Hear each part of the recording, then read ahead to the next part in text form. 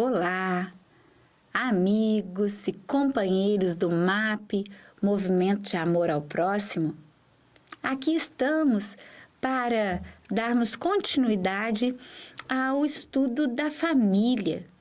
A família, essa empresa divina. Em nosso encontro passado, nós estávamos falando dos processos de preparação da reencarnação e que quando nós cumprimos a nossa tarefa reencarnatória aqui na Escola da Terra, nós não voltamos para casa como anjos, né? Como seres angélicos, mas vitoriosos por cumprir a planilha determinada por nós. É como pensarmos um ano na escola. Se a gente cumpriu as tarefas que nos cabiam, os exercícios, fizemos as provas que nos chegaram, a gente não precisa tirar 10 nas provas. Se a gente alcançou a média 7 e 8, a gente não fica de recuperação e a gente pode viver as férias. Voltar para o mundo espiritual é voltar à nossa condição de fato, né? É alcançar a liberdade de quem somos, é tomar a consciência de quem somos, é voltar para casa, é não estar mais na escola. Mas a escola, ela é necessária porque é ela que nos faz crescer. E uma das condições, um dos exercícios que nós temos aqui na Escola Terra, é estarmos na família. E hoje nós escolhemos a lição do Espírito Miguel de Jesus Sardano, que está no livro SOS da Família, que Joana de Ângeles e outros espíritos trazem pela psicografia de Divaldo Pereira Franco. Então, Miguel de Jesus Sardano vai falar o seguinte: o Espiritismo apresenta a família como um instituto abençoado em que as criaturas humanas se reencontram com um programa de provas e expiações com vistas no futuro. Olha que legal! Então, é um instituto, é uma formação abençoada. Aí a gente diz assim: poxa vida, é abençoado, mas eu não consegui ficar com aquela família, não. Aquilo ali me provocou doenças, eu precisei me separar, cada um foi para um lado. A gente entende, eu não entendo nada nesse sentido, eu não tenho que entender. Os espíritos e nosso Pai, Deus, conhece todas as nossas dificuldades, as nossas limitações, e Ele vai nos dar sempre a oportunidade de viver exercícios para o nosso crescimento. E como Ele vai fazer isso? Isto Ele sabe. Ninguém pode julgar a ninguém aqui na Terra, porque estamos todos na mesma condição. O que nós estamos fazendo aqui é trazendo à luz esses conhecimentos para nos fortalecer para as nossas lutas. Agora, cada um sabe da pedra que lhe aperta o sapato. Não estamos aqui para fazer julgamento de ninguém, ao contrário. Estamos aqui para fortalecer a todos nós para melhor soluções diante dos problemas que nós temos na vida. Então, o Miguel Jesus Sardano está dizendo aqui que o Espiritismo, como essa doutrina que fala da nossa condição de espíritos, vai dizer que a família é esse instituto abençoado lá no mundo espiritual para cá, né? Em que as criaturas humanas se reencontram. Então, não é a primeira vez que nós estamos nos encontrando, estamos aqui para ajustar mesmo as nossas arestas e com um programa de provas. Então, tem coisas que a gente vai passar e não vai acertar. Mas tem outras que não são comprometimentos reencarnatórios. A gente está lá para viver e vai passar. E expiação? O que são essas expiações? É aquilo que a gente não consegue deixar de viver, né?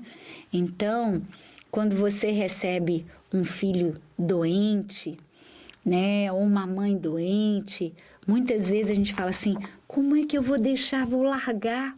Como é que eu vou desamparar? Casamentos, às vezes, complicados, e aí as pessoas falam, separa, larga. E aí um outro está falando assim, sozinho a gente não consegue viver. Nós temos filhos que a gente precisa de cuidar. E isso são oportunidades de ali, ó, naquele encontro, naquele embate de todo dia, cada um desses seres envolvidos na família vão promovendo transformações interiores. E a gente sabe que esse programa de provas e expiações, como diz aqui o Espírito Miguel de Sardanha, de Jesus Sardano, ele está dizendo que o que nós queremos? Que a aprendizagem aqui serve com vistas ao futuro. Ao futuro o quê?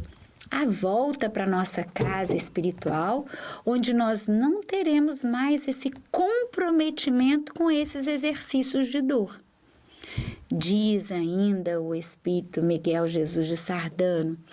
Por outro lado, a família, na concepção espírita, antes de ser a reunião de corpos, é o reduto sagrado de espíritos imortais. É o que a gente está falando aí, ó. São espíritos anteriores que se encontram. A visão reencarnacionista traz um entendimento que motiva, né, que dá força às criaturas ao esforço do próprio progresso moral, através da renúncia, da boa vontade, da ajuda mútua, do perdão, da tolerância e muito mais, que são muitas outras virtudes que ali no espaço familiar nós temos oportunidade de desenvolver. Mas como é que a gente vai alcançar isso tudo? Se alcançar um grau de consciência desperta. Daí, a psicologia hoje vem falar muito de que o problema é nosso, né? E é comum a gente colocar nas costas de alguém. Ah, é o outro que não me faz feliz. Ah, é o outro que me dificulta a vida. Ah, é o outro que me traz problemas. Sim, os outros podem nos dificultar a vida, nos trazer problema, mas a felicidade nossa não está na mão de ninguém. Está dizendo aqui, ó, através do próprio esforço é que nós vamos alcançar o progresso. E para isso, quais são os exercícios que nós vamos viver na família? Eu quero ser amado. E aí ele diz, renuncia àquilo que você quer e é você que precisa amar. Da boa vontade. Mas o outro é difícil, o outro é grosseiro, o outro é brigão. Aí vem aqui, boa vontade. Faça você. Então, a gente percebe que a conquista da felicidade que a gente tanto deseja está no amadurecimento nosso enquanto espíritos. É um convite o tempo todo à nossa mudança. Tá falando, ó, ajuda, perdoe, tolere. Esses são os exercícios que são nos dados para viver em família. E é por isso que às vezes a gente acha que é tão difícil. Martins Peralva também, lá no livro Estudando a Mediunidade, no capítulo 18, ele vai dizer sobre o casamento. E por que eu estou falando do casamento? A gente sabe que hoje as famílias vão se reunir do encontro de dois irmãos, dois amigos, dois companheiros, dois homens, duas mulheres. Esse não é o problema. Mas a necessidade, para que todos nós reencarnemos, a necessidade do encontro de um homem e de uma na verdade, de um material genético masculino e de um material genético feminino.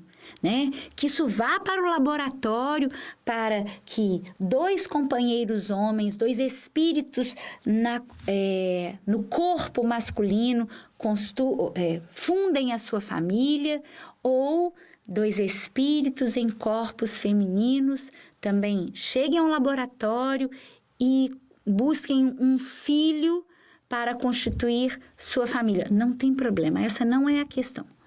Mas nós estamos falando aqui desses tipos de casamento, no sentido de casar a ideia, o propósito de estar junto. Então, Martins Peralva vai falar de casamentos sacrificiais, afins, transcendentais, provacionais e acidentais. Olha que interessante. Então, quando a gente une dois seres, e aí vai construir ali o casamento de ideia, de propósito para a construção de uma família. O que tem ali?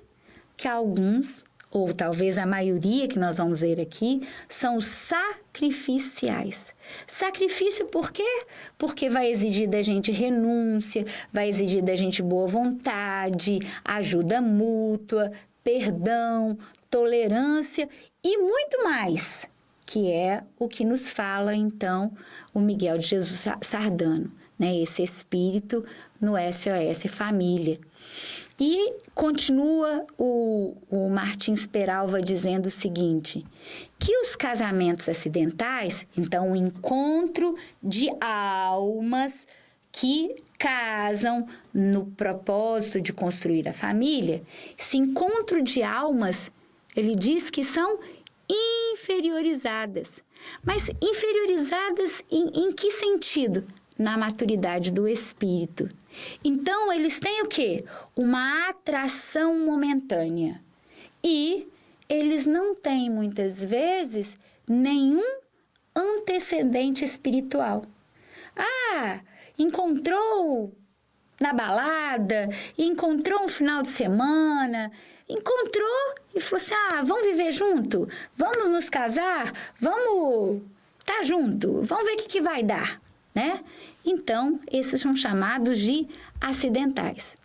E tem os casamentos provacionais, que é o reencontro de almas para reajustes necessários à evolução de ambos. Então, são aqueles casamento de ideia, de propósito, em que almas vão precisar se reajustar de desajustes anteriores a essa vida. Tem também os sacrificiais, que é o reencontro de alma iluminada com uma alma inferiorizada. Então, eu falei errado lá com a maioria era sacrificial, que a maioria é provacional. Então, é o reencontro de uma alma mais amadurecida, né, com uma alma inferiorizada.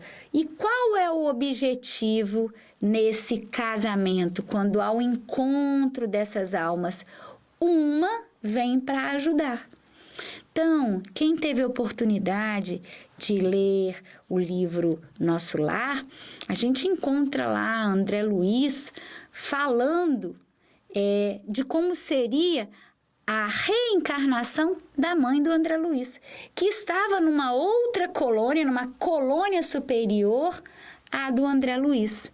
André Luiz, então, quando toma consciência de espírito, do que ele tinha feito, está em processo de aprendizagem e reaprendizagem no mundo espiritual, ele vai ter com a mãe, preocupado com a condição do pai, essa alma querida, né, dele, e que ele estava em condição ruim.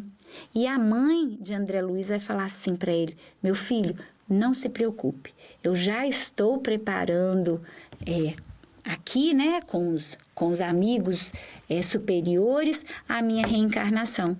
E eu vou reencarnar com o seu pai, e o pai do André Luiz estava numa zona umbralina envolvida de dois espíritos que haviam sido mulheres que ele enganou. Então, eram amantes do pai do André Luiz aqui na Terra. E a mãe, sabendo disso, ela viria para receber o marido que a traiu na Terra e as duas amantes como filhas.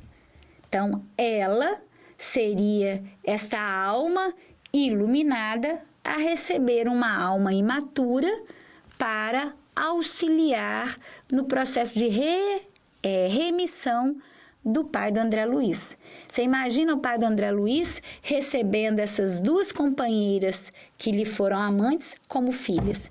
Acho que não seria uma relação fácil, principalmente quando essas meninas estiverem ali, né, na condição de adolescentes, o que elas têm na alma, essa relação com o pai.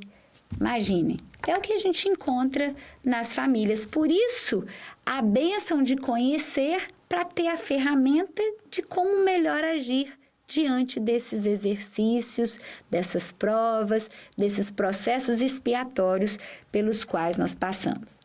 E aqui, então, finalmente, o Martins Peralva vai falar dos casamentos afins. Afinidade entre as almas, que são corações amigos que se encontram para a consolidação de afetos. O casamento lá, lembrando aqui, de Amélie Boudet e Allan Kardec, né? Olha a afinidade que tinham esses corações, porque tinha uma tarefa a ser realizada. Então, estavam ali juntos para promoverem um trabalho que era para toda a humanidade. Então, o Martins Peralva vai falar desses casamentos. Perdão, né? Eu falei dessas almas afins e errei aqui porque o casamento de Amélie Boudet e Allan Kardec vai além. Eles seriam aqueles casamentos chamados de transcendentais, que são almas engrandecidas no bem e que se buscam para realizações imortais. Então, no caso, Amélie Boudet e Allan Kardec não tiveram nem filhos do próprio corpo, porque o filho, a tarefa, a missão dessas duas almas eram juntos trabalhar para que pudesse chegar o Consolador prometido. O encontro, às vezes, de alma afins, a gente vê há pouco tempo no programa da televisão, mostrando um casal que já com 2 filhos foi adotando um e aí viu a necessidade de outro e adota, e quando vê, tem a casa ali com quase 30 crianças que chegam para a condição de filhos. E todos são envolvidos na condição de filhos mesmo. Não é um orfanato, é uma família, e ali estavam os filhos consanguíneos que também envolveram-se da afinidade, estavam ali por afinidade e fazem esse tipo de trabalho, né? Não são casamentos no sentido de casar as ideias, a união dessas almas não são encontros comuns. Pois bem, então a gente vai observar que os encontros de almas, elas têm diferentes características de acordo com a necessidade que cada um de nós, filhos de Deus, temos. E que isso tudo é uma empresa divina, a família é uma empresa divina, porque ela é muito bem preparada e planejada no mundo espiritual. Mas aqui, quando voltamos a encarnar, nós temos o abençoado livre-arbítrio, né? A gente diz abençoado porque somos libertos para fazermos algumas escolhas. E algumas escolhas porque, se nós tivermos a liberdade total, é comum a gente criar muitas dificuldades para nós. É igual uma criança que começa a andar. Ela tem uma liberdade dentro de casa, dentro de um cômodo, mas eu não posso deixar ela andar sozinha se é uma casa que tem piscina. Por quê? Porque é bem provável que ela caia na piscina, não vai saber nadar, e aí vai ter problemas sérios ali. Então, nós temos um livre-arbítrio que nos permite escolher no mundo espiritual e nos permite continuar as nossas escolhas aqui. E conhecendo o Evangelho de Jesus, nos consolidando das informações, a gente pode fazer melhores escolhas na escola da Terra, a fim de que sejamos proveitosos e vencedores nos nossos processos reencarnatórios. Que Jesus, então, nos abençoe e nos fortaleça sempre nessa proposta de aprender para melhor viver em família. Que assim seja.